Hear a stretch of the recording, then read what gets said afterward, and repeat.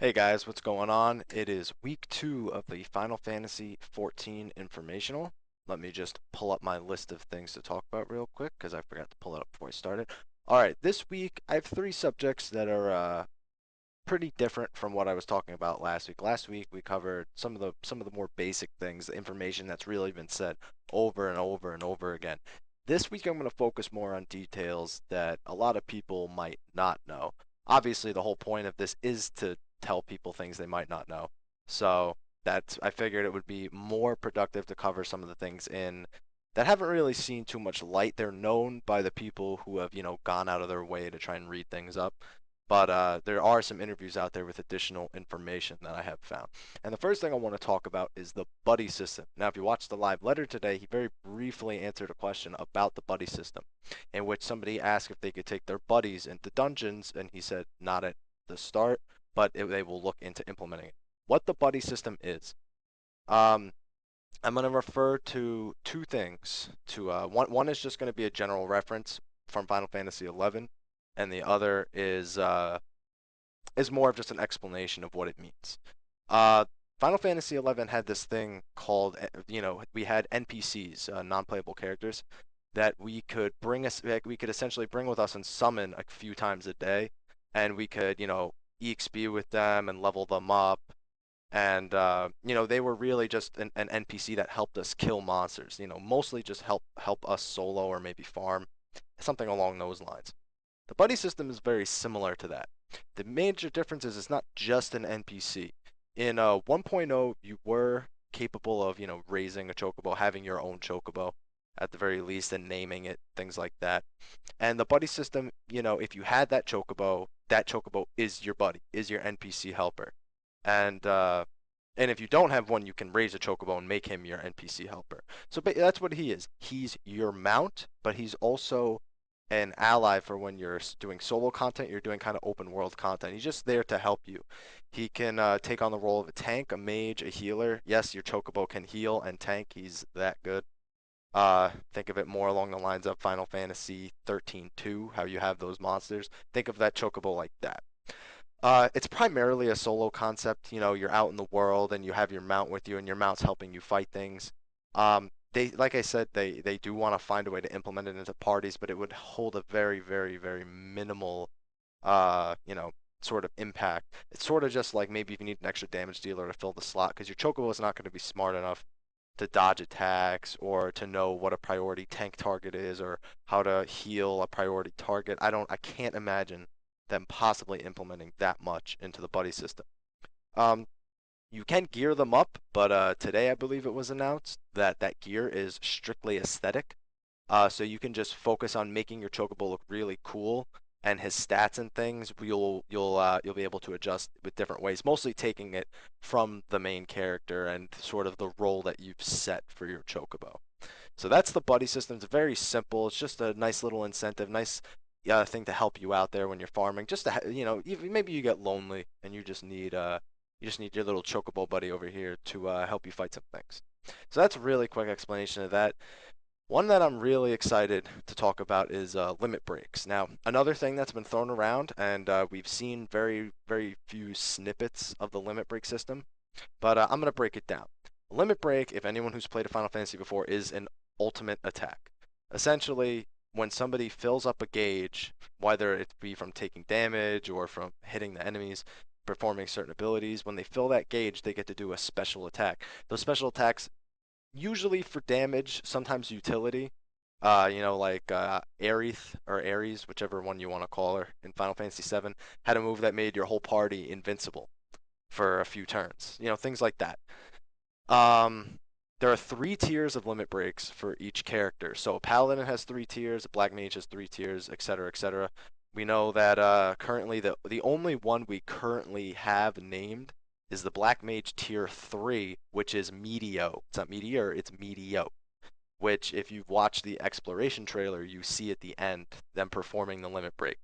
Uh, the gauge is party wide, which means your whole party works to fill up the limit break gauge, and one person executes it. So you're gonna have to be kind of vocal about how you want to use your limit breaks.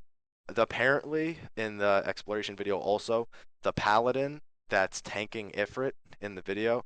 He apparently uses one of his limit breaks. We don't know what tier it is, or we don't know what tier it is or what the ability even's called, but you can see it when he puts a shield around himself. Kind of looks like Invincible, but I don't expect Invincible will be the move. I think it's more of a party-wide survivability technique. So it's a party-wide bar, and but how is it filled?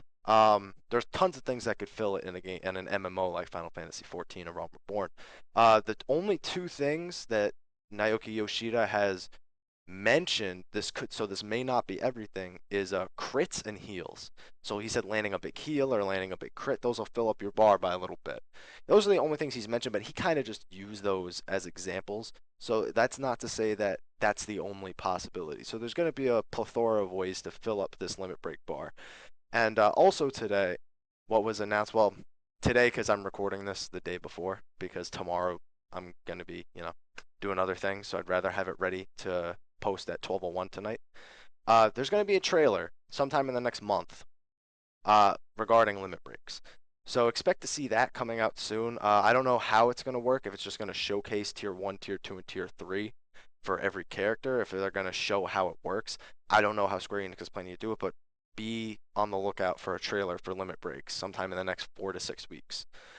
And the last thing I want to talk about is Yoshi's attention to detail. And what I mean by that is he's implementing a lot of things that have been in previous Final Fantasies. Now, this is a Final Fantasy staple where, a lot of names and general character designs and roles of characters are generally the same or similar at the very least. Sid is a recurring character in every Final Fantasy. The normal summons, Ifrit, Garuda, Shiva, Bahamut. I'm just going to call him Bahamut, fuck his real name. Those are all things, but he's taken it a step further. I spoke about it last week on the end game, the Crystal Tower. The Crystal Tower is, I believe, Final Fantasy III. I'm trying to think if it's. I haven't played 6 and or 3 in a while, so I don't know if when he said Final Fantasy 3, he means the American 3, which is 6, or if he means the Japanese 3, which is 3, with, the Onion Knight and all that. I don't remember, so, don't judge me. I have played them, it's just been a while. But that in itself is completely from only one Final Fantasy. So he's pulling it from an old Final Fantasy. One of his other most commonly asked things that he's mentioned is the Golden Saucer from Final Fantasy VII, a place where you can just go and have fun and play mini games and gamble, sort of like a casino. And he's mentioned bringing that to the game, implementing it somehow. Again, I don't know any more than the fact that he wants to include the Golden Saucer in Final Fantasy XIV, just as another, thing to do. Oh, I don't want to go do dungeons. I'm going to go gamble away all my hard earnings. Things like that. People like doing that. People have gambling addictions. I see it all. I've seen it all the time in Final Fantasy XI. No doubt, if they're given a legitimate way to throw their money away, that people will do it. But there's a few that he's mentioned that a lot of people haven't seen him really talk about. I've only seen most of these things in one interview where he kind of jumbled them all together. The first one was the Cloud of Darkness. Now, Cloud of Darkness, I know that's Final Fantasy III Japanese. She is the final boss of Final Fantasy III.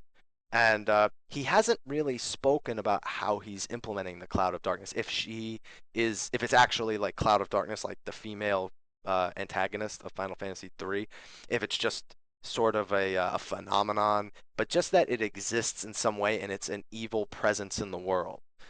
Another thing that he's spoken of is in the story, which I'm going to go over next week. Next week is going to be a purely lore-based informational. He mentions that the Warriors of Light will be mentioned. Now, Warriors of Light is a Final Fantasy I thing. Sure, it gets brought up in a lot of Final Fantasies. It's not, I wouldn't say it's a Final Fantasy I staple, but that's where it really all began. You are the Warriors of Light in Final Fantasy I. Those are the protagonists. And even Dissidia and Dissidio Duodecim, the Final Fantasy I hero, is just called the Warrior of Light. Really, that's what they are. So apparently in the story, we are going to be Warriors of Light in some way. So just expect to see that term get thrown around a little bit. And the last one that I actually was really looking forward to is Gilgamesh. For those of you who don't know, Gilgamesh is the only Final Fantasy character that has come across multiple Final Fantasies, and he is the same guy in every single one. What do I mean by that? It means that, say you have Shiva in Final Fantasy 1. Final Fantasy II Shiva is not the same Shiva as Final Fantasy 1. 3 is not 2, etc., all the way up till 14. 14 Shiva is not the same as 13's Shiva, which I think was a bike or something. I don't know. However, Gilgamesh, the Final Fantasy II Gilgamesh, is the same one as the Final Fantasy 1 Gilgamesh. And etc. Final Fantasy, I think 13 had a Gilgamesh. I don't remember, to be honest. You know, Final Fantasy XII's Gilgamesh, though, because he was a very comical character in Final Fantasy XII. He is the same Gilgamesh from previous Final Fantasies. He always has the same moves. He always has the same sort of goofiness about him and how he comes about. And yeah, and, you know, it's just it's really good to see that they want to implement him. Now they said across several patches we can expect to see Gilgamesh. So he's likely sort of a either he has his own story or there's an end game revolving around him. But the simple fact that he's looking to include Gilgamesh, who was not present in Final Fantasy 14 or 11, I don't think he was present in Final Fantasy 11. Correct me if I'm wrong. I haven't played that in a while either. But you know, it's just cool to see that this character who as a staple to the Final Fantasy 14 term. I know he used staple a lot, but that's what he is. That that he is being included here. He's jumping into the MMO world, and I can't wait to see his goofiness. And I hope that we get the good sword and not the shitty one that does 1 damage, because that would really, really suck. There's a lot more that he's mentioned that'll be coming from old Final Fantasies. Some of it's common, some of it's not so common. Don't worry, I'm pretty sure we won't see Cloud or Sephiroth anywhere in this game other than the 20, 30 people per server who try to name themselves like clever things like Tifa Strife and Sephiroth with like 40 Fs, and then you have the one guy who actually spells it, who gets it correctly. You have the other guy who adds like an S at the beginning. Other than that, I don't think we'll see anything like that. Uh, but I mean, those are just nice things to see. And materia, also materia coming from Final Fantasy VII is going to be a big thing. And it's just nice to see all these little details. They sort of, you could be like, oh man, that's from that game. I remember that, and it kind of makes you want to go play it. You've kind of a walk down nostalgia drive, whatever you want to call it. But it's just really nice. So that's all I'm really going to talk about this week in the informational. Those are just some things that people don't really know about too much. And it's just, I needed to get some of its attention out there because, you know, the buddy system is a nice solo thing. Limit breaks are a nice party incentive. And we have plenty of things to look out for from previous Final Fantasies. So if you enjoyed this video, please like and subscribe to my channel. Also, I tried the new YouTube layout, so give me some feedback on that if you can. Um, Also, for when Phase 3 becomes available, I'll be announcing on my YouTube channel. But also follow me at twitch.tv/MrHappy1227. That is MRHappy1227. When Phase 3 comes out and the NDA is lifted, I will be live streaming the beta. I will also be posting a lot of Final Fantasy XIV content on my YouTube page. You can expect tons of videos per day until I get bored because I've been playing way too much, but I very much doubt that will happen.